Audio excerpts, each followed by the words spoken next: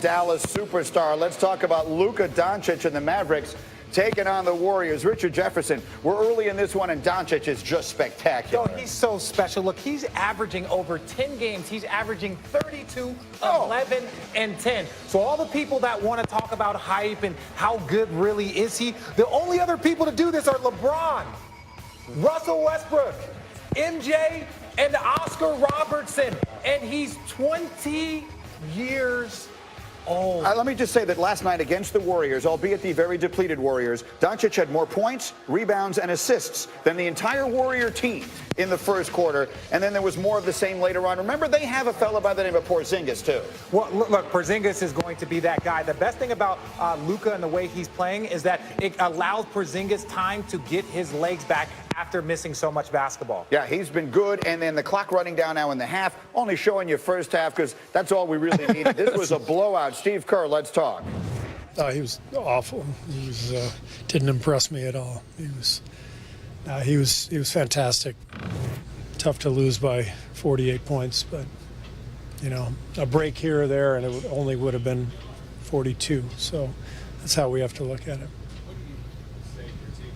Nobody caught the sarcasm there? I did. Trying to be funny, guys. In all honesty, for how incredibly unfunny coaches routinely are, and they get huge laughs from a media scrum, how did he not get anything for that? That was actually genuinely funny from your buddy Steve Kerr. It's almost as funny as me holding in this microphone. Yes, right we're now. having all kinds of audio issues, so we kind of like this. This is Richard Jefferson is going to be doing some stuff at the Improv tonight. Yeah. But Shefty, no one loves hoops more than Shefty does. Shefty, if I'm asking you to make a list of young players you're building a franchise around in the league right now, how long does it take you to get to Luka Doncic? 2. Giannis, Doncic. What do you think? I completely agree. I think those two players, you could make a Jokic.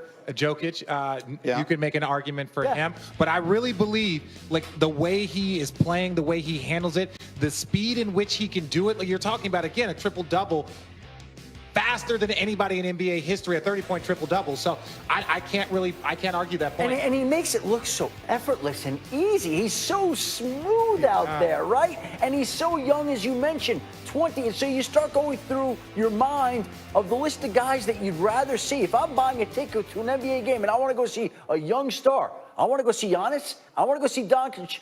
Who else? And he's doing it in a great organization. The Dallas Mavericks, even though they've been up and down, even though they've had some stuff, when they lock in and they decide that they're going to be a contender and that they're going to put all of their efforts forth, they are one of the best teams in all of sports. Let's talk about MVP. Right now, I think LeBron James is the leading candidate for MVP as well as he is playing. He's on the Scorched Earth tour that I predicted that he would be. But right now, is Doncic next on that list? Is he right in the middle of the MVP conversation? I wouldn't even say middle. I think it's Bron and him and then Giannis. I think those are the top 3 players that have played all season long, that have played at a level that is very, very impressive. Giannis has been extremely impressive, and then Bron, but we're used to seeing that. We've been kind of deflected. Well, hold on a second.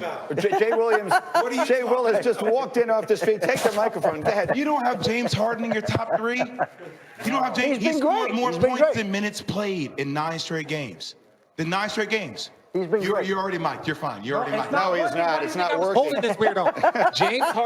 James Harden, I'm a big fan of. I love what James Harden is doing. Those numbers are outstanding, but we've fallen in love with his numbers before. Most important player to their team, I believe it's LeBron James and Luka. To me and Giannis, I would put James fourth. That doesn't mean that James in another couple of weeks might not be. And look, I've been impressed with the way Russell and him have paired. I've been seeing you yell about Wilt Chamberlain the whole morning. What? Who? We have never seen anybody do what he's been doing since Wilt Chamberlain, Richard. But we said you don't hear Richard. we had the same conversation. We had the same conversation last year. Oh, he's done the Wilt Chamberlain numbers, and he still got second to Giannis. There have been many times where I've lost control of these proceedings. Great. Okay, Shefty, you better speak that truth. I gotta tell you a story about a boy wonder. His name is the Don Luka, aka Luka Doncic, taking on the Warriors. He took on the G League Plus team by the Warriors. This was awesome. We're just gonna show you all the ways that he is great. We had a dunk. How about a no-look pass? Well, look, he had more assists than them. than the Warriors. He had more rebounds than the Warriors, and he had more points than the Warriors in the first quarter. Only been done one other time by Allen Iverson. Yep, dribbled up, knocks down that three. He'll take that. Look at him. He's counting on his hand. How many? 1, 2, 3. He could have kept counting on fingers because he was pretty much going to do anything that he wanted at any point in time against his team. Putback is good after the first quarter. 22 points, 5 rebounds, and 5 assists. The first quarter, yes, you heard me say that right. Yes. We forgot about the unicorn. Yeah, you forgot about Kristaps Porzingis. Don't, because Luka has not. He's doing it all in this one. Clock running down, the drive, step through, finish. He's talented. Yeah. He's talented. There's something special about this kid. 35 points, 11 assists, 10 rebounds. Steve Kerr, how good is this kid? He was awful. He was didn't impress me at all. He was fantastic. Tough to lose by 48 points, but a break here or there, and it only would have been 42. So that's how we have to look at it. Nobody caught the sarcasm there? I did. Trying to be funny here, guys. Steve, I get it. He's an Arizona guy. Like, the people just don't understand our sarcasm. It's okay. It's okay. Worst loss for the Warriors since 1972, a 48-point loss. But the storyline is that guy right there, Luka Doncic. Over the last 10 games, he's averaging a 30-point triple-double. How good is he? Or what are we seeing right now? Because in year 2, he's ridiculous. Yeah. The way he does things, the way he plays, the way he moves, his IQ is so high. And this is something that I don't think people fully understand. He's not Giannis. He's not a person that at one point in time, he's just going to be bigger, longer, more African than you. He's just going to do everything that he wants. This is a guy that beats you with his mind.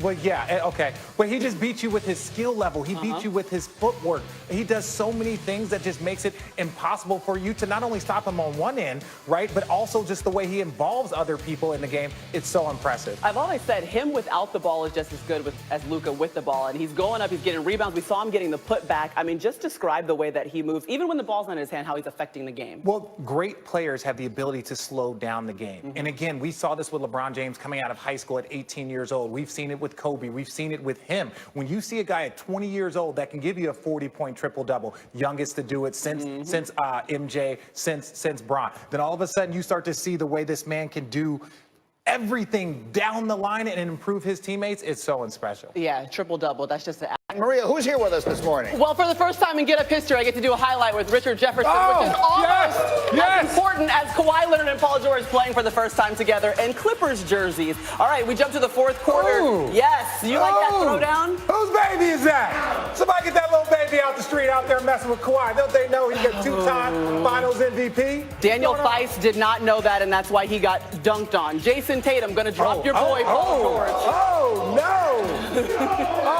Don't do that to your hero. Oh, no. That is a game-tying three with 13 seconds left, and bigger than that shot. We go into overtime. Pat Beverly, all he's done is stay on the boards. Look at this board here. Get it back out. Point guards don't box out. That's not their natural thing. You got to box out if you're a point guard. 25 points for George.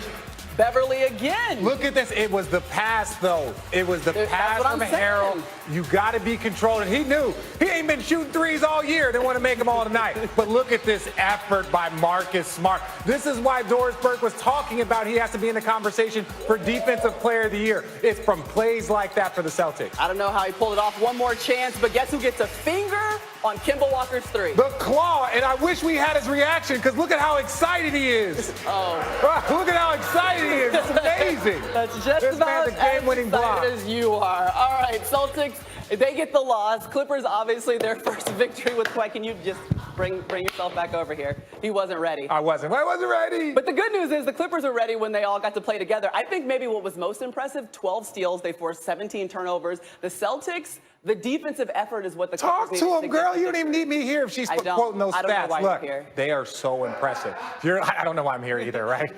No, they're so impressive with what they do and the way they can play. Their defense down the stretch, especially when you look at them, okay, now they haven't. And then you're looking at the Celtics they took Kemba Walker completely out of this game. He struggled with the size. And look at Lou Will. Yeah. Lou Will might be their weakest defender. And he had 2 big defensive plays. Look at this, right? And that's their weakest defender. defender. They're on the court with PG. They're on the court with Kawhi. You got Harrell. You got Mo Harkless. You have Pat Beverly. You have so many guys. And if Lou Will is making plays late in the game, then there is no hole in their defense whatsoever. And we saw the Claw getting the huge block, which normally against a normal defender, you probably get that shot off, but Kawhi's going to be the one that stretches out and makes sure that you don't. Yeah, Kawhi, and again, it doesn't matter. They were switching down the line. If you switch from Paul George onto Kawhi, you don't have an angle. And so that's the nightmare for coaches. If you look at their defensive thing and the way they can switch everything, that's coaches porn, right? That's what coaches get excited about, when you can switch all the different things down, up and down the line with those defensive players.